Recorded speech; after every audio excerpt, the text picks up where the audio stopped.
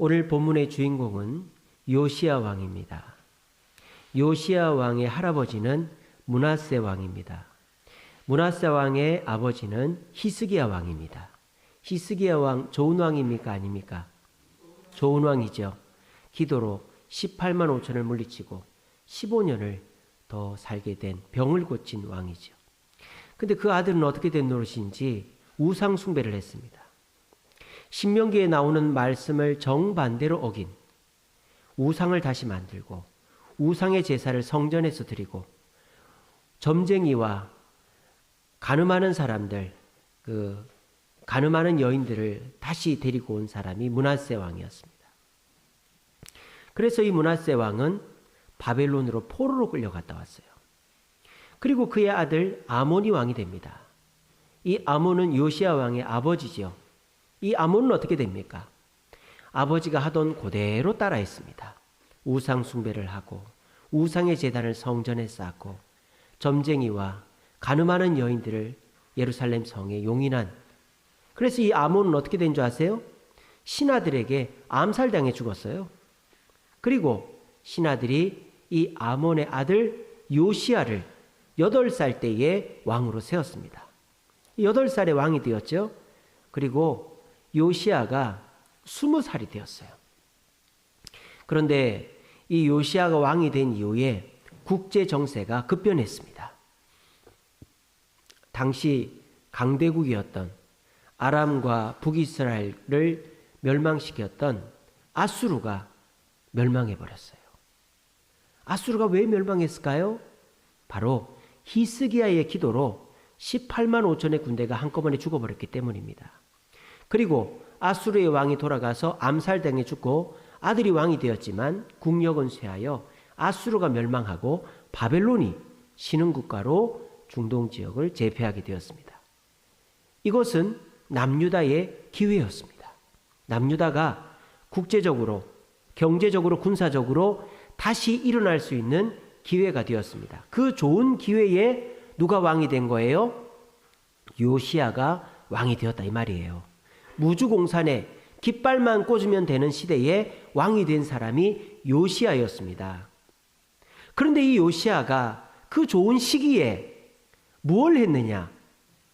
군사를 모으고 경제를 일으키고 전쟁을 해서 영토를 넓히고 특별히 아수르에게 빼앗겼던 북이스라엘 땅을 회복할 수 있었음에도 불구하고 요시야 왕이 그때 한 일은 종교개혁이었다라는 거예요. 생뚱맞게도 말이죠. 땅을 넓히고 경제를 일으키고 나라를 부강하게 될 그 기회에 요시야 왕은 종교개혁을 일으켰습니다. 그 계기는 성전을 수리하면서부터였습니다.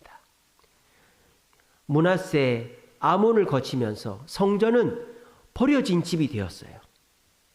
찾아와서 제사 드리지도 않고 성전에 제물을 드리지도 않고 헌금을 하지도 않았습니다.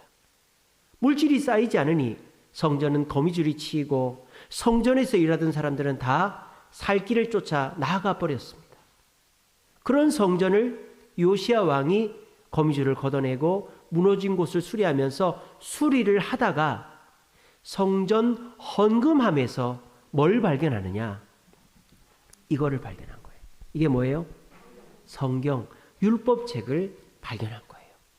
그런데 이 요시야 왕은 이 성경 말씀을 다윗의 하나님의 말씀, 솔로몬의 하나님의 말씀, 히스기야의 하나님의 말씀으로 여긴 게 아니라 나의 말씀으로 여긴 거예요. 자신의 옷을 찢고 회개한 것입니다. 자기만 회개한 것이 아니라 온 나라가 회개하게 만들었어요.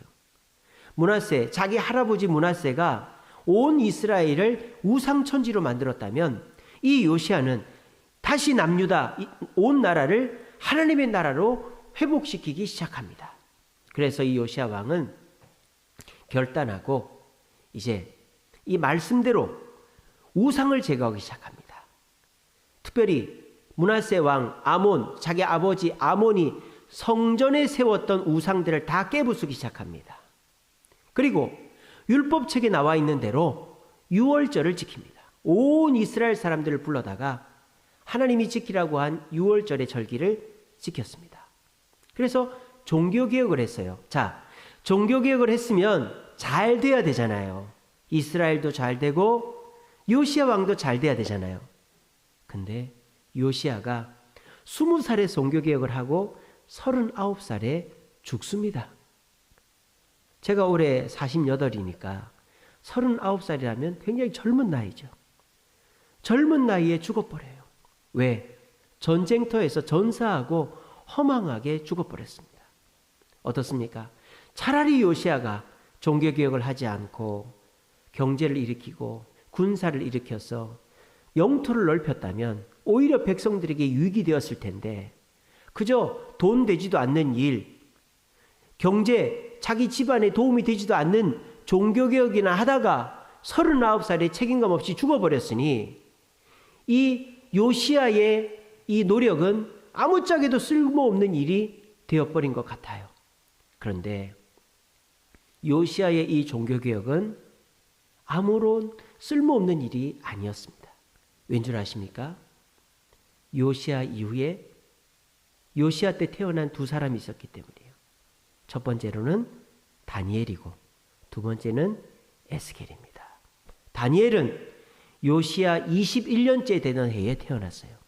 그리고 다니엘이 10살 되던 해에 바벨론 1차 포로 때 잡혀갑니다. 에스겔은 요시야 18년 되던 해에 태어났어요. 그리고 이 에스겔은 25살 되던 해에 이 바벨론 2차 포로에 끌려갑니다. 어떻게 보면 허망해 보이죠. 포로로 끌려갔으니까요.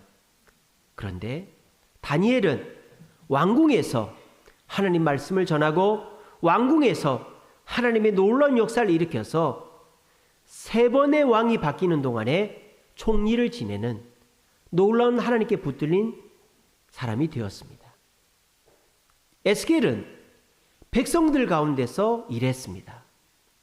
그발강가라는 곳에 난민촌이 있었어요. 그 난민촌에 모인 이스라엘 백성들에게 회개를 시켰습니다. 너희들이 포로로 끌려오게 된 것은 너희들의 죄 때문이다. 하나님이 보여주신 환상을 그대로 말합니다. 근데 그 환상 속의 죄인들이 앞에 앉아 있는 거예요. 들으며 회개합니다. 그리고 백성들을 회개하고 회복시켰던 사람이 에스겔입니다. 어떻습니까? 요시야의 죽음이 허망했습니까? 아무 유익이 없었습니까? 아닙니다. 요시야가 종교개혁을 일으키고 39살에 허망하게 죽었지만 그의 종교개혁의 교육을 받고 신앙이 부흥을 일으킨, 부흥을 경험한 다니엘과 에스겔이 포로로 끌려간 이스라엘 백성들에게 버팀목이 되어주고 그들이 다시 돌아오게 할 수 있는 원동력이 되어졌다는 것입니다.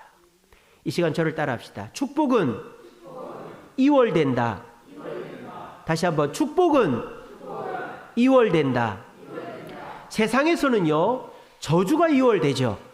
세상 사람들은 부모가 자식에게 좋은 거를 물려줍니다. 그런데 부모가 죄를 짓고 빚을 지고 하면 법적으로는 물려지지 않지만 사회적 통념상 그리고 빚쟁이들은 자녀에게 와서 돈을 달라고 합니다. 그리고 세상 종교들은 어떻습니까? 세상 종교들은 업보라는 것이 있습니다. 카르마라고 하죠. 불교의 업보라는 게 있어요. 부모의 죄가 자식에게 그대로 이어집니다.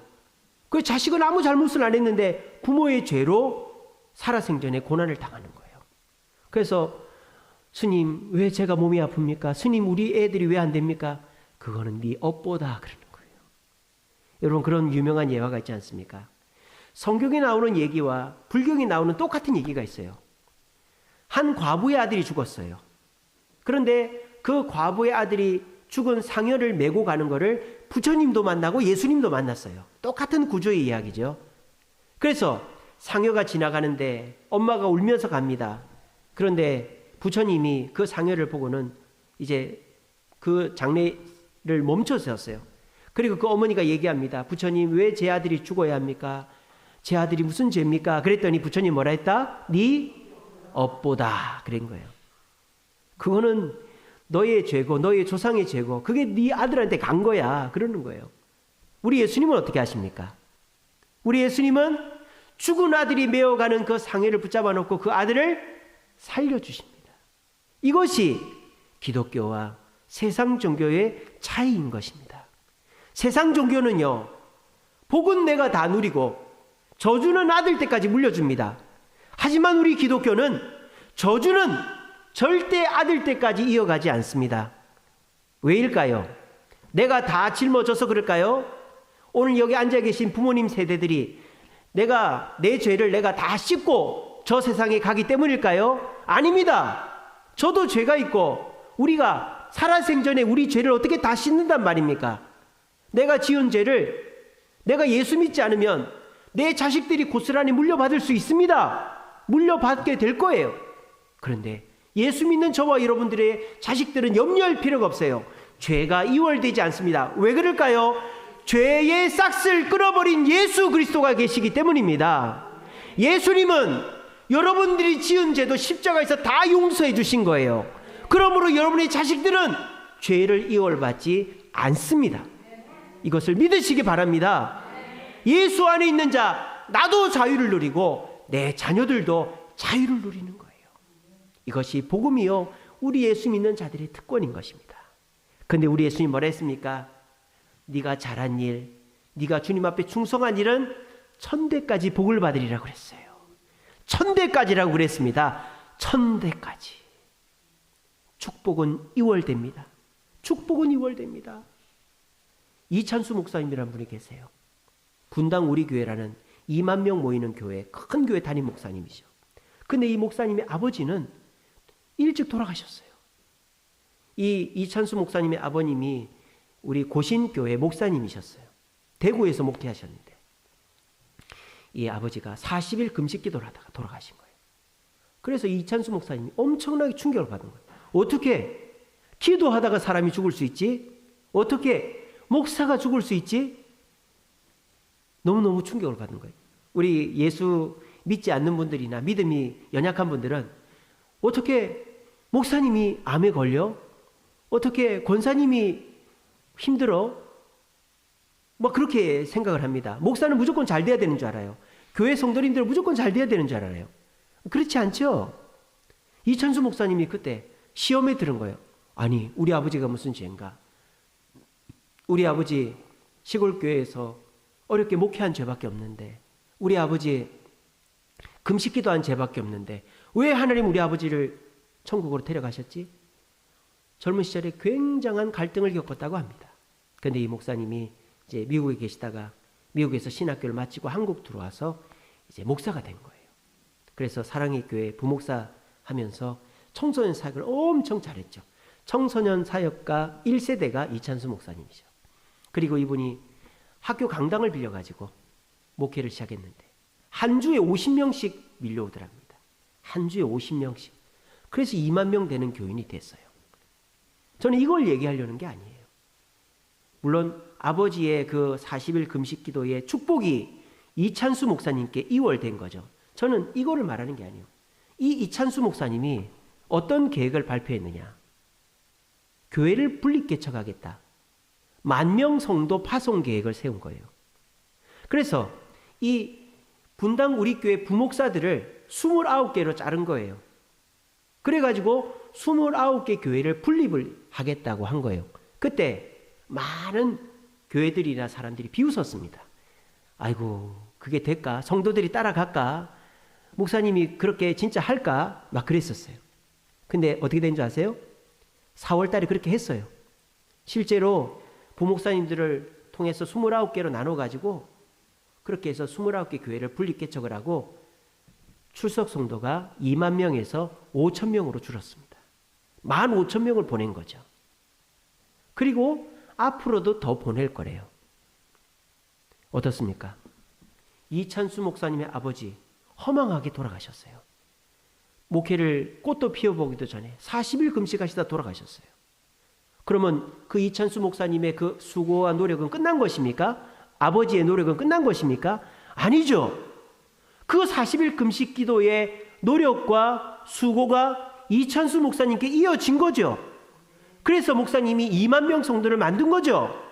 그리고 이찬수 목사님도 그 축복을 29개 교회로 퍼뜨린 거죠.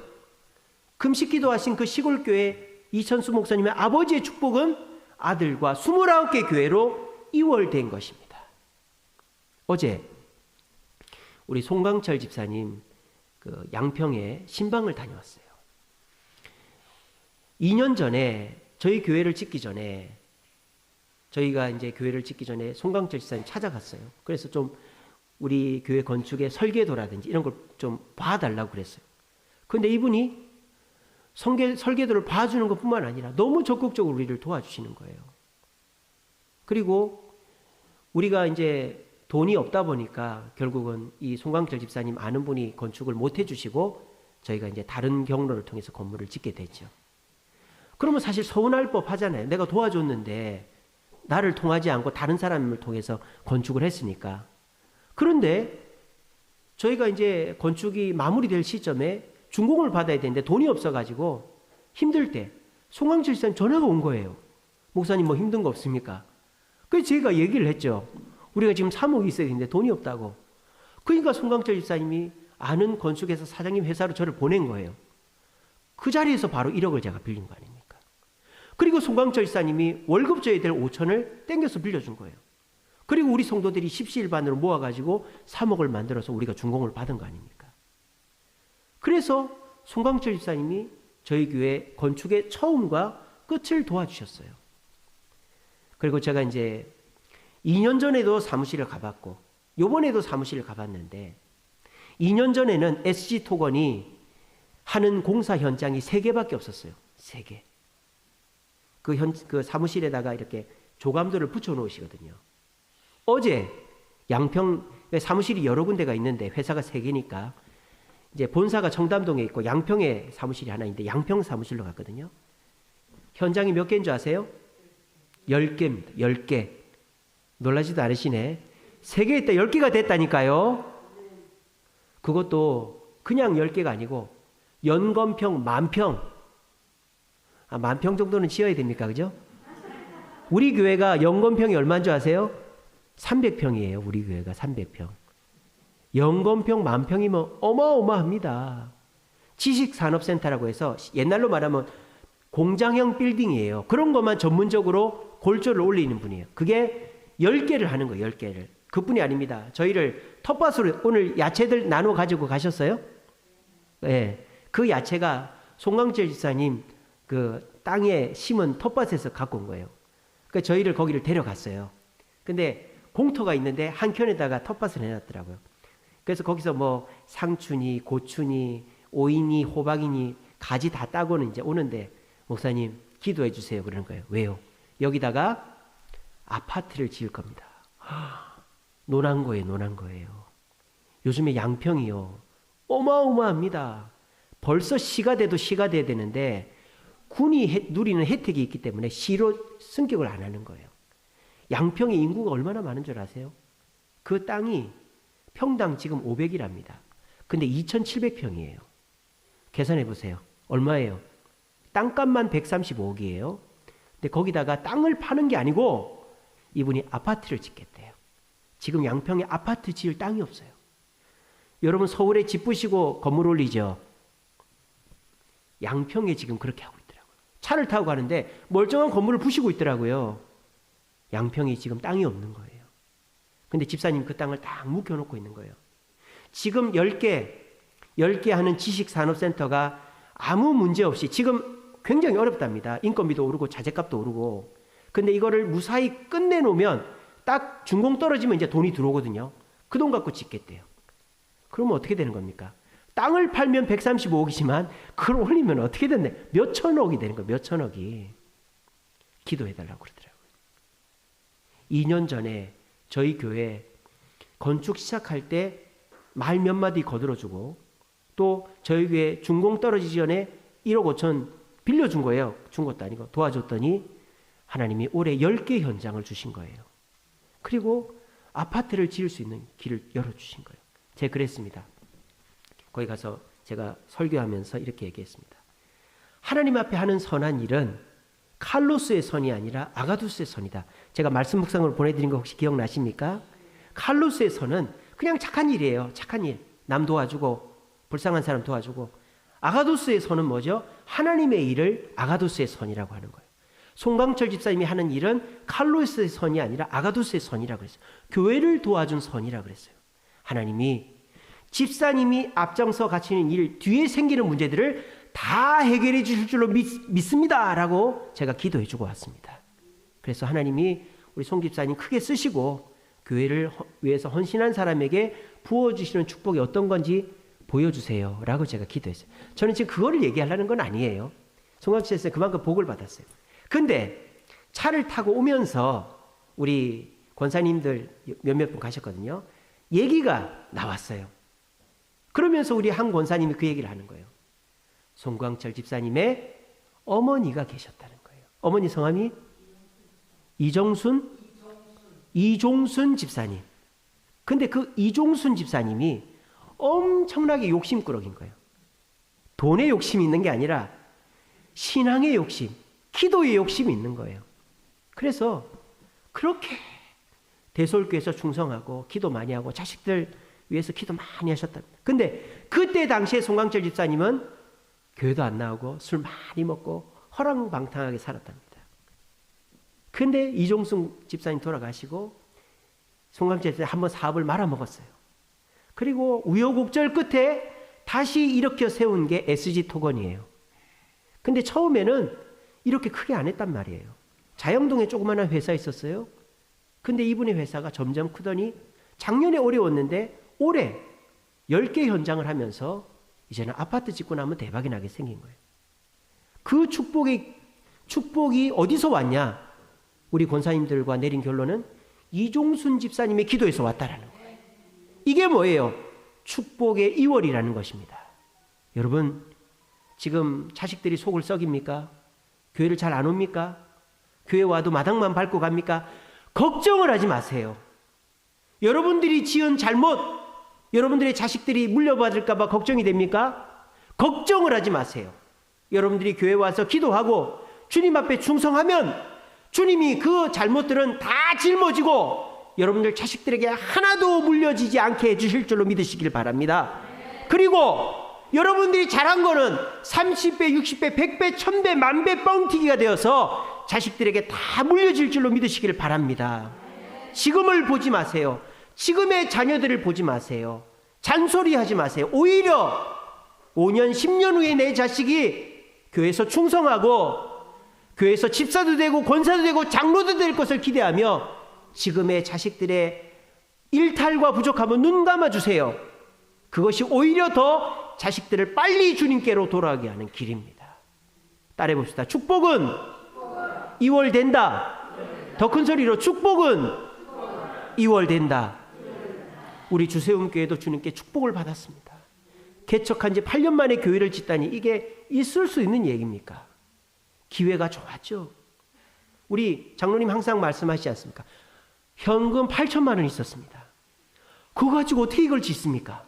그런데 우리 문재우 집사님이 나서줘가지고 돈 없이 건축을 시작했어요. 어찌됐건 간에 누구도 안 한다 그랬어요. 송광철 집사님도, 김민규 집사님 지인 되시는 그 사장님도 한 5억 10억은 있어야 자기가 해주지 돈 한 푼 없으면 안 한다 그랬어요. 근데 문재우 집사님이 시작을 해서 어쨌든 마무리를 지어준 거예요. 여기까지 온 거예요. 그리고 우리 주세움교회 건축을 하면서 우리 성도들이 더욱더 단합이 되었습니다. 한 명도 떨어진 성도 없고 이 교회가 어려운 일이 있을 때마다 누가 도와준 사람 없습니다. 다 우리가 해결했습니다. 우리가 헌금하고 우리가 적금 깨고 우리가 보험 깨고 우리가 대출받고 해서 지금까지 왔습니다. 지금 이자가 올라갔습니다. 우리 추가 대출을 받지 않았습니다. 우리 성도들이 작정해서 지금 이 금리 올라간 시절에 이자 감당하고 있습니다.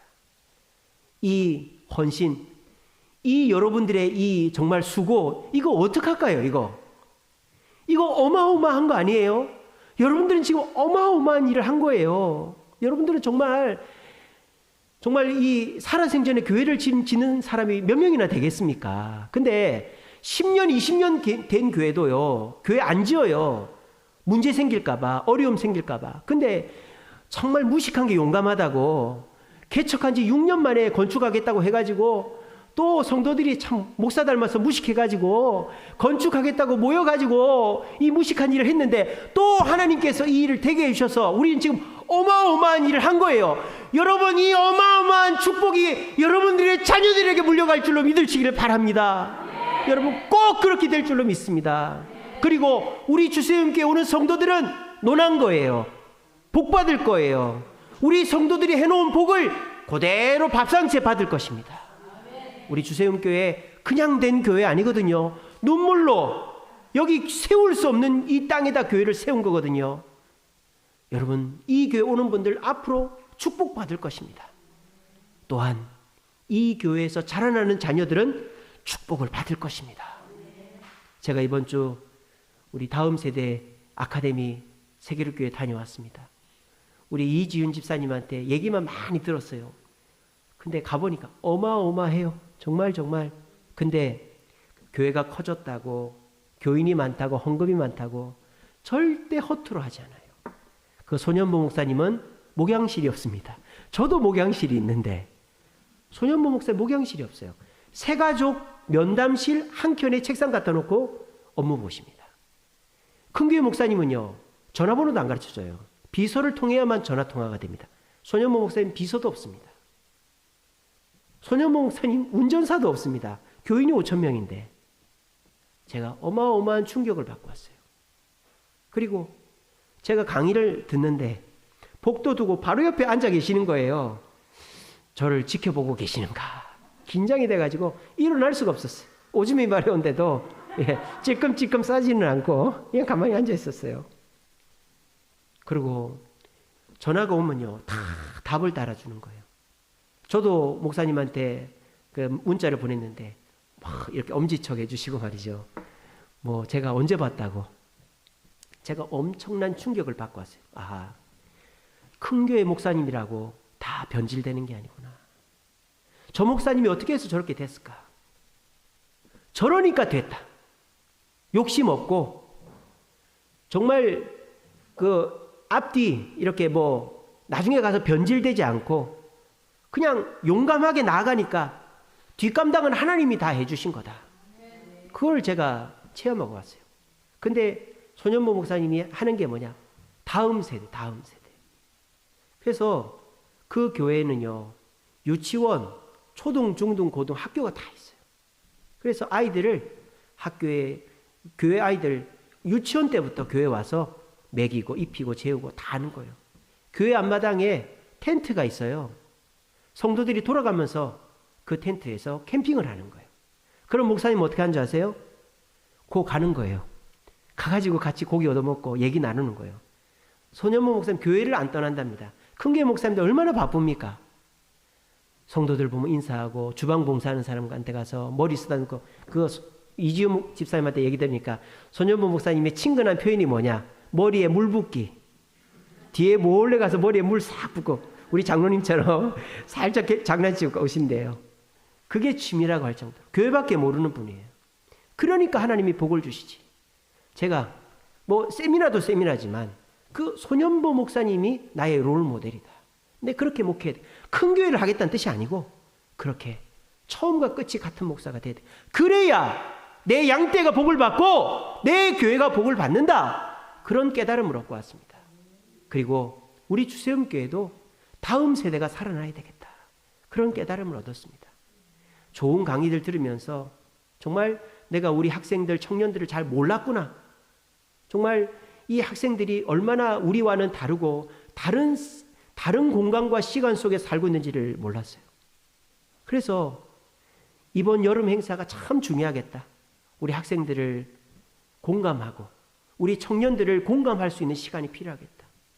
하나님께서 우리 주세음교회에 청년들을 보내주고 계시는데 이 청년들을 옆에 앉아서 대화하고 교제하고 이들을 이해할 수 있는 그런 시간들이 필요하고 우리 주일학교 아이들도 지금 아이들이 한 명씩 두 명씩 오고 있는데 그 아이들을 정착시킬 계기들이 필요하겠다.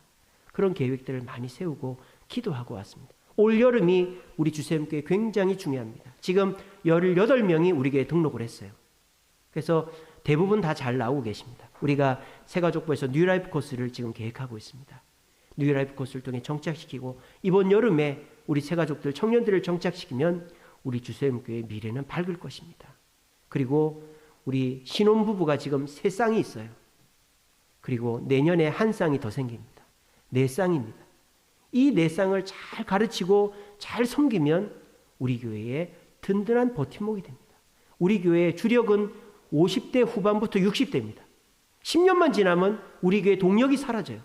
우리 교회 동력이 누가 돼야 될까요? 지금 신혼구역이 돼야 되는 거예요. 김용현 집사님이 이끌고 있는 신혼구역 그 커플들이 우리 교회 동력이 돼야 되는 거예요. 부담스러워라고 하는 얘기는 아닙니다. 우리가 그들을 잘 섬겨야 된다 이 말입니다. 그래서 이번 여름에 이 신혼구역이 교회를 사랑하고 단합할 수 있는 기회가 꼭 있었으면 좋겠다. 그런 생각입니다. 여러분, 우리 주세음교회는 축복의 기회를 얻었어요.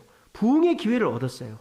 이 기회를 잘 살리려면 우리 마음에 믿음이 있어야 됩니다. 어떤 믿음? 따라해봅시다. 축복은 이월된다. 우리가 주님 앞에 헌신한 이 헌신, 내가 피땀 흘려 세운 이 교회, 이것은 내 자녀에게, 우리 주세음교회 다음 세대에게 이어집니다.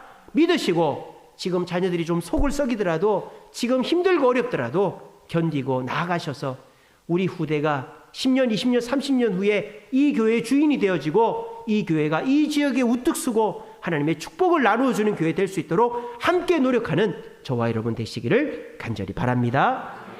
우리 찬양하겠습니다.